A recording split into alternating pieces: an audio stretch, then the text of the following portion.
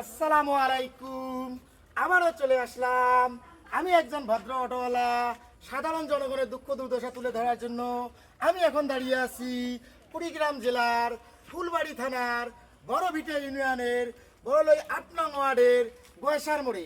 আপনারা দেখতেছেন ভাই, আমাদের রাস্তার অবস্থা বেহাল। নতুন রাস্তা ভেঙে চুরে একবারে নিচে নেমে যাচ্ছে। তাই আমি আমাদের নতুন সরকার এবং নতুন এমপির কাছে বিশেষভাবে আহ্বান জানাবো যেন আমাদের এই রাস্তাটা একটা সংস্করণ করে দেয় অতি দ্রুত। এবং আমরা যারা আমার ভিডিও দেখে মানবিক কাজে এগিয়ে আসতেছেন তাদেরকে দৃষ্টি আকর্ষণ করতেছি, অবশ্যই এই গয়সার মোড়ের পাশে এই রাস্তাটায় একটা ট্রলি যাইতে পারে না, একটা অটো যাইতে পারে না। তাই আমি বিশেষভাবে অনুরোধ জানাচ্ছি যেন এই রাস্তাটায় সামরিকক্ষণ চলাফেরা করার জন্য হয়তো বা বেশি কিছু লাগবে না, হাফটলি মাল হলে হয়ে যাবে ইনশাল্লাহ। এই হাফটলি মাল দিয়ে আমাদের এই জায়গাটা একটু ভরাট করে দিলে সাধারণ মানুষ চলাফেরা করার জন্য অনেক সুবিধা হবে ইনশাল্লাহ।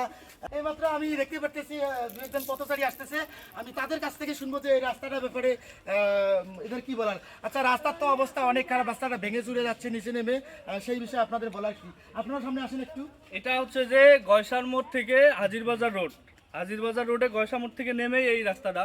তো আমরা এই রাস্তাটা আসলে প্রায় 1 থেকে 1.5 বছর থেকে নতুন রোড, কিন্তু এখানে এই জায়গাটা ভাঙে গেছে, যার কারণে হচ্ছে যে আমাদের অটোগুলো যাইতে পারছে না। টলি একটা যদি আমরা নিতে পারি এটাও যায় না, আমাদের অনেক ভাড়া বেশি চায়। তো এই যে এই সাময়িক যে অসুবিধাগুলা, এটা যদি কেউ আমাদেরকে মানে মানবতা কাজেই হোক আর যেভাবেই হোক যদি ঠিক করে দেয়, এটা আমাদের জন্য অনেক ভালো হয়।